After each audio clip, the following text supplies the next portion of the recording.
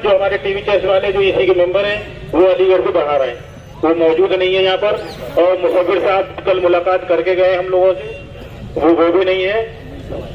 और मोइन साहब अभी तशरीफ ला रहे हैं।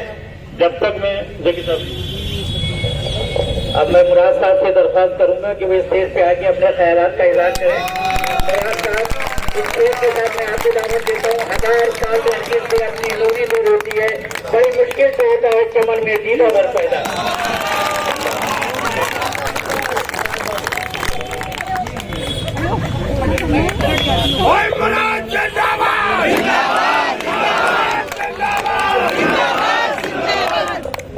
सबसे पहले तो मैं आप लोगों का शुक्रिया अदा करना चाहूंगा, खासकर ज्वाइंट एक्शन कमेटी का, खासकर हमारे जितने भी लोग और वो लोग जिनके नाम हम नहीं जानते हैं।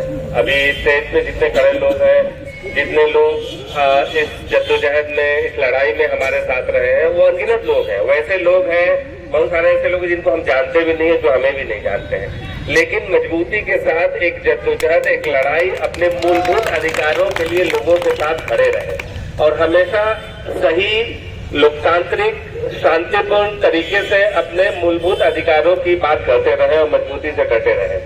इसीलिए मैं आप सबको बहुत बहुत शुक्रिया अदा करना चाहूंगा।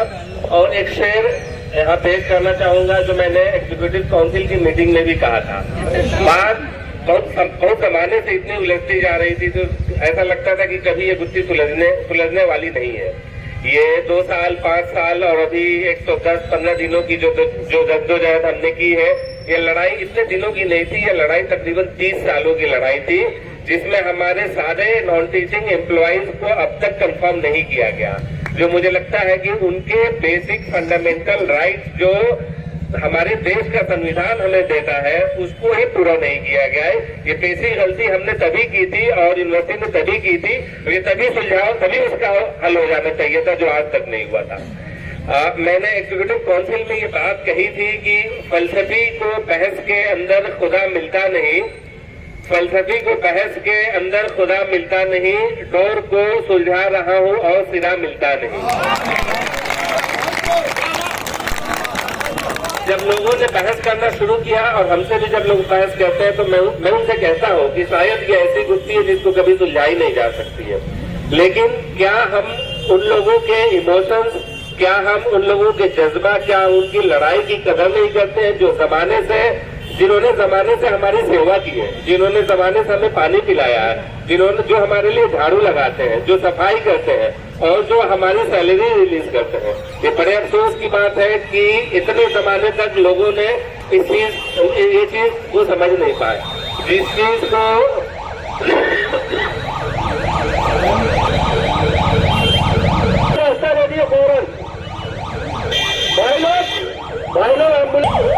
सबसे पहली बात, नॉन टीचिंग एम्प्लॉइज, मुझे लगता है कि इस देश के अंदर ये आजादी के बाद सबसे बड़ी लड़ाई लड़ी जाने वाली आंदोलन में से इस आंदोलन का नाम लिया जाएगा। तमाम हमने फार्मर्स राइट्स के आंदोलन देखे, तमाम हमने शाहीन बाग के आंदोलन देखे, लेकिन इतना शांतिपूर्ण लोकतांत्रिक तरीके से लड़ा जाने वाला ये हिंदुस्तान का मुझे लगता है कि एकदम से नमूना और अकेला ऐसा आंदोलन होगा जो आप लोगों ने लड़ी भी और उसकी जीत भी हासिल की। ये बहुत बड़ी बात है। मुझे लगता है कि इसीलिए मैंने 17 तारीख को भी अपील की थी सारे लोगों से, हमारे ज्वाइंट एक्शन कमेटी के लोगों से, कि इसको धरने को खत्म कर दिया जाए, खत्म भी किया जाए। मैं तो एडजर्न नहीं कहूंगा, मैं खत्म करने के लिए अपील कहूंगा, क्योंकि मुझे आज भी पूरी उम्मीद है कि जितनी भी डिमांडें एग्जीक्यूटिव काउंसिल में रखी गई सारी की सारी पूरी होंगी। इसीलिए मैं कहता हूँ,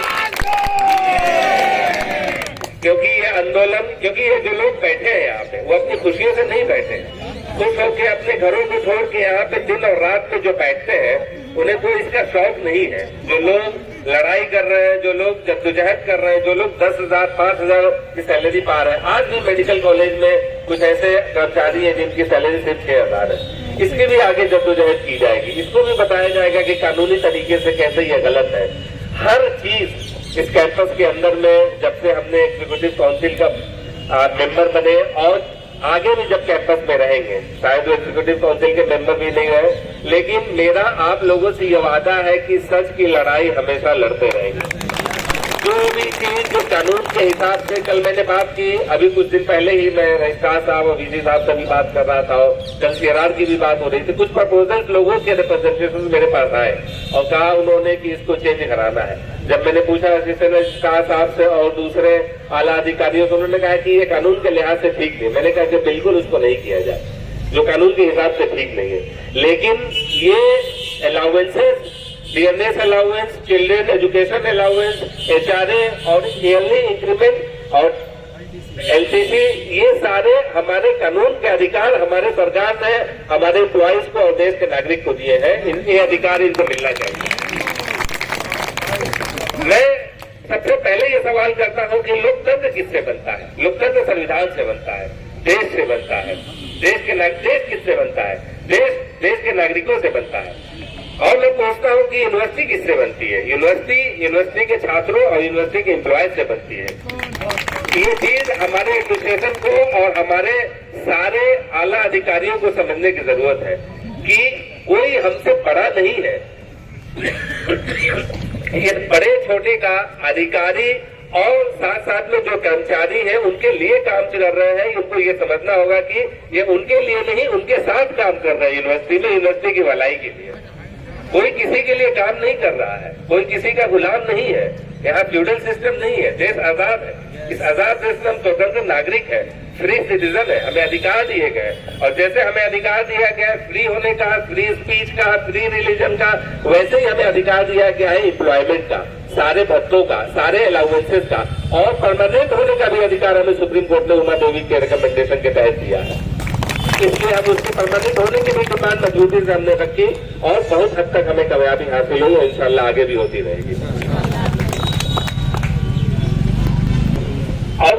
और अपने ज्वाइंट एक्शन कमेटी को इससे पहले कि मेरी बात खत्म हो, मैं भूल जाऊं, मैं ज्वाइंट एक्शन कमेटी के लोग, जो मुझे लगता है कि आप सबको लगता है और जो लोग देखते हैं कि क्या क्या मुश्किलें, किन मुश्किलात का सामना करना पड़ता है लोगों को, इसमें बड़ी मेहनत लगती है। दिन भर आप खड़े रहे, जब लंबा आंदोलन चलता है तो बड़ी निराशा भी इंसानों को होती है, बड़ा अंधकार दिखता है कि अब क्या होगा। कई बार ऐसा होता है, लोगों ने ये सारे ज्वाइंट एक्शन कमेटी के लोग परेशान होते रहे, पूछते रहे अब क्या होगा, क्या फ्यूचर है, क्या धरने को खत्म कर दिया जाए, धरने फैसल भाई से मेरी बात हुई, धरने का अंत क्या होगा, कैसा क्या मैसेज दिया जाएगा। हमने उनसे हमेशा कहा कि यकीन करिए, आप हमेशा आपको विश्वास करना है डेमोक्रेसी में, अपने देश में, अपने देश की सरकार में विश्वास करना है।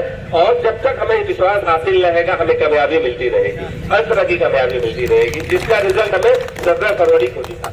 कई लोगों ने कहा कि एग्जीक्यूटिव काउंसिल की मीटिंग होती रही और कितनी तमाम मीटिंगें हुई। मुझे लगता है कि आज 8 महीने एग्जीक्यूटिव काउंसिल के इलेक्शन के हुए और उसके बाद में तकरीबन 8 से 10 एग्जीक्यूटिव काउंसिल की मीटिंग हुई और लगातार उस पर बहस चलती आ रही थी। तो ये प्रपोजिशन रखा गया कि अब बहस के अलावा, क्योंकि बहस से कुछ मिल नहीं रहा था, अब कुछ काम किया जाए, कुछ कॉन्क्रीट काम किया जाए। लोगों ने स्ट्राइक भी किया, जिस स्ट्राइक को हम सपोर्ट नहीं करते हैं, लेकिन वो मजबूरी थी।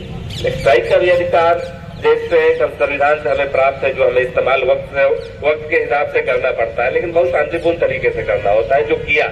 लेकिन आगे भी ये अपील की जाएगी कि जैसे भी स्ट्राइक हो, हमेशा इस चीज का ध्यान दें कि यूनिवर्सिटी की फंक्शनिंग कभी डिस्टर्ब नहीं होनी चाहिए, इसेंशियल सर्विसेज कोई डिस्टर्ब नहीं होनी चाहिए, और साथ साथ में किसी को जोर जबरदस्ती नहीं करनी चाहिए, क्योंकि जब जोर जबरदस्ती की बात करने लगे हम आपके साथ नहीं होंगे और आप संविधान के साथ नहीं होंगे।